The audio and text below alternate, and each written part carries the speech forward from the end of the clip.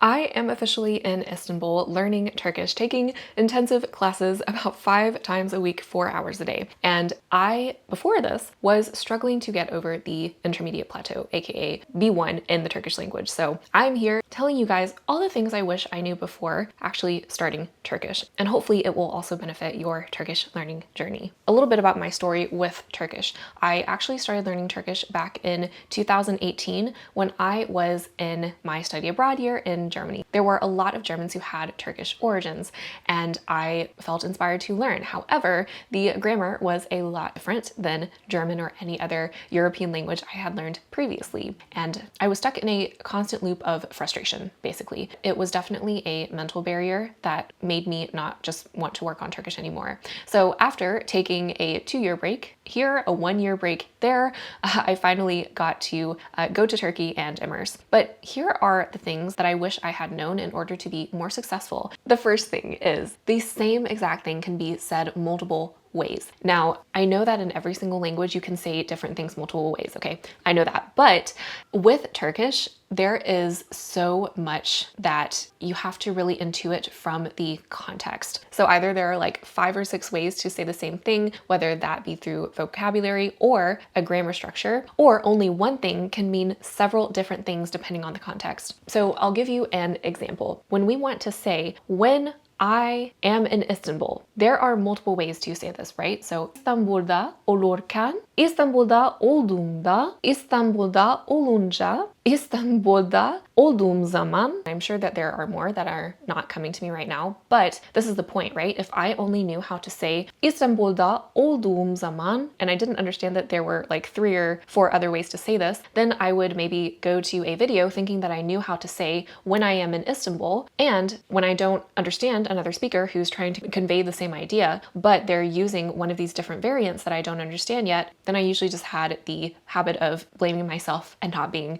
good enough, not studying enough, etc. So again, I thought my listening comprehension was really bad, when in reality, I did not understand the breadth that the Turkish language is. Yes, context matters in any language that we are learning, of course, but with Turkish, context matters even more than when learning Italian or learning Spanish or German even. Understanding the context was a lot less intuitive than being able to understand the context more easily in a Romance language for me. For example, we can say yürüyene kadar in 2 different contexts. Yürüyene kadar otobüse binseydin. And that means instead of, right? We also can use the same structure ene kadar and ana kadar, such as uyuyana kadar televizyon izledi. He watched television up until he fell asleep. So again, these kinds of grammar structures heavily depend on context. There were multiple words to say the exact same thing, and I wish I knew that those multiple words actually came from Farsi or from Arabic, or they were the original Turkish word. So for example, you can say gönül, which I think is the traditional Turkish word. You can also say kalp, which is the Arabic word that Turkish had taken. But if I really knew history with the Ottoman Empire, if I had understood that reasoning of why there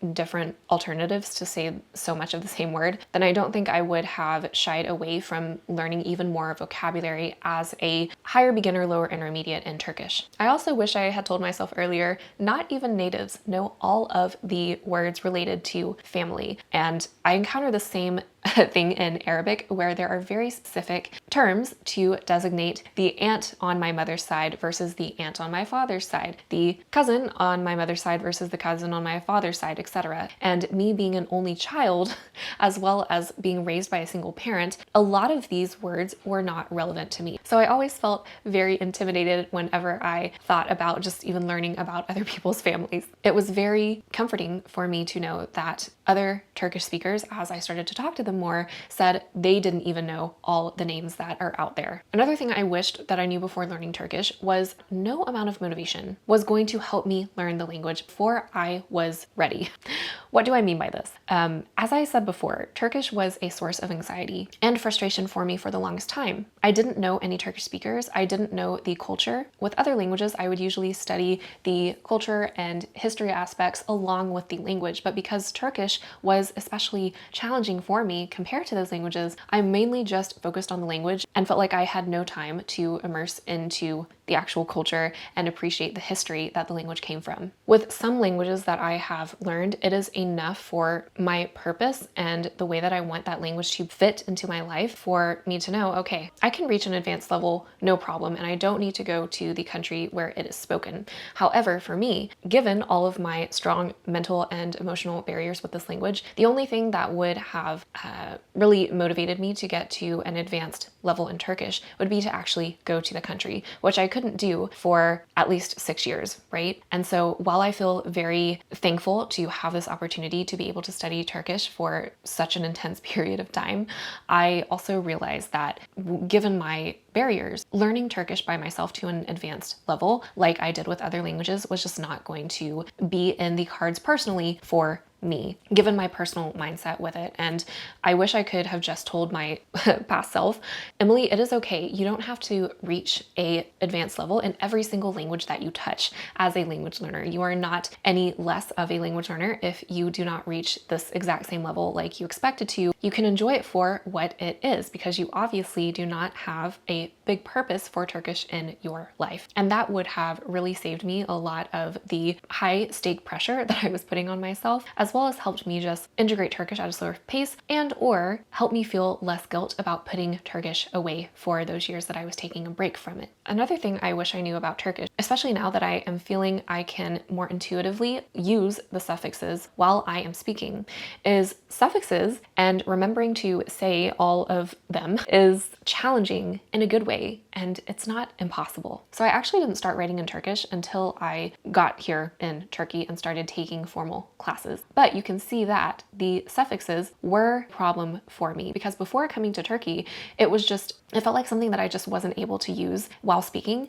And so I just didn't want to even attempt to try to use them in writing. But the thing is, in order to learn suffixes and not only learn them, but be able to actively use them, I wish I had started writing a lot earlier because writing allowed me to process more slowly the suffixes that I had learned but hadn't internalized in their use.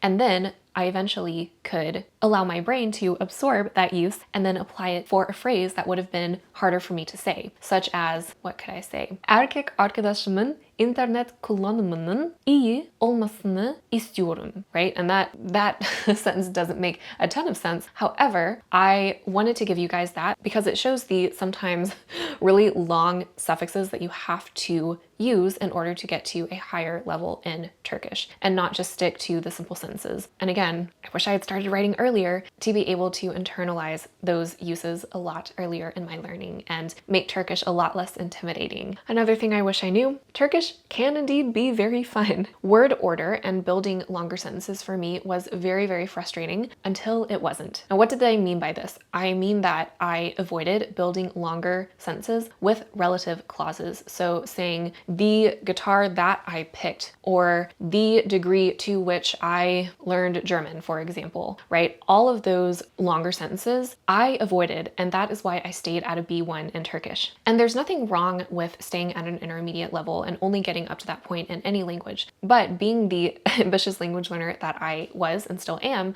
I wanted to still get to that high level in Turkish. And I perceived my lack of organized resources for learning Turkish, plus my perpetual frustration that was caused by that, as something bad about my own language ability or worth as a language learner. And that was just not the case. What I actually needed was a really nicely organized base resource, which I have now as part of the updated version of the Istanbul books. I needed a solid teacher who would help me understand all the ways of expressing something that was grammatically correct or what I could expect other native speakers to say. I also needed to increase my vocabulary from my base resource and then start listening more frequently to videos and podcasts made for my level at the time, about 70%, plus start to challenge myself with authentic content that's made for native speakers about 30% of the time. I just wish that I had told myself, Emily, in order to build longer sentences, cross over from B1 into B2 or even C1 territory, you have to start with actually just doing that. I'm used to stumbling over my words in order to get to that point, but for Turkish, again, with that huge block of mental frustration layered onto my experience with learning it, it just made me feel like this very normal experience of stumbling over words to make longer sentences feel completely discouraging. But again, in Turkey, I had no option but to start actually using these sentences. And I will even give you an excerpt of what that looks like in one of my classes from last month. İlk bilgisayarınızı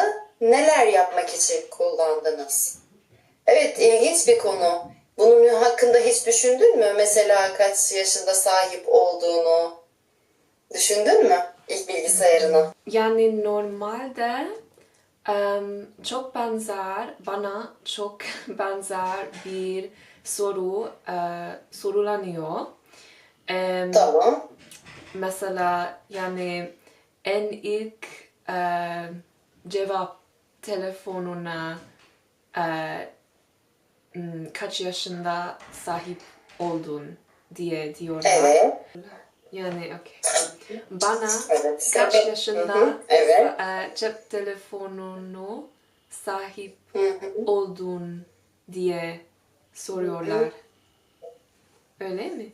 Benim en ilk bilgisayarıma sahip olduğum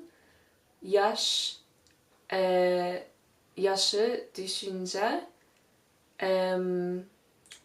yani bu yani çok belirli bir tarihi hatırlamakta zorlanıyorum. So again, in order to get out of your comfort zone and get you feeling uncomfortable, you have to do that in a safe environment. And I wish I knew this distinction as a language learner, right? It is important that we aren't physically in danger, right? Or emotionally in danger when learning a language, but we can make that safe environment and then still give ourselves opportunities to be uncomfortable, because that is what language learning and actually speaking the language is about, especially at the stages where we are really trying to improve our speaking. So again, I just wish I had reminded myself it is okay to go back to the roots of building that safe environment with a non-judgmental and patient teacher, while still challenging myself to make those sentences as best I could, letting myself just fall flat on my face sometimes, and adding that level of discomfort. Another thing I wish I had told myself was things feel impossible until they actually happen. This happened so many times in my Turkish journey, and we get stuck in the endless cycle and loop of feeling uncertain and feeling scared of that uncertainty. Obviously, as human beings, we thrive off of things that are certain for us, and as language learners, we probably want to also do well and want that plan to guarantee that certainty for us. And I think, like a lot of us language learners, I was also under the impression that the more that I study and the more that I understand the language, the more certainty about my language learning journey I will receive. Sometimes clarity does come in moments of our learning journey, just as many moments of doubt will come and cloud that clarity as well. But the presence of those doubts does not mean we aren't on the right path. For example, I was scared to even attempt to talk about politics in Turkish because I assumed, okay, I don't have the right grammar structures, I don't have the right vocabulary, I don't think I will ever get to that. Until it actually happened one day while I was taking a conversation class about 2 weeks ago. Given all of that, what I wish I knew about Turkish beforehand is that it is okay to not be able to see the learning language clearly. And uncertainty does not mean that a language learning goal will not be for you. Because again, it seems impossible until it actually happens. Do let me know in the comments what has surprised you about Turkish and what you wish you had known before so we can add to the list. In addition, if you are looking for a language learning coach to get you faster and more efficiently towards your language learning goals with more time and energy, definitely book a discovery call down below. I'd love to hear from you. Thank you for watching, and see you soon for another video.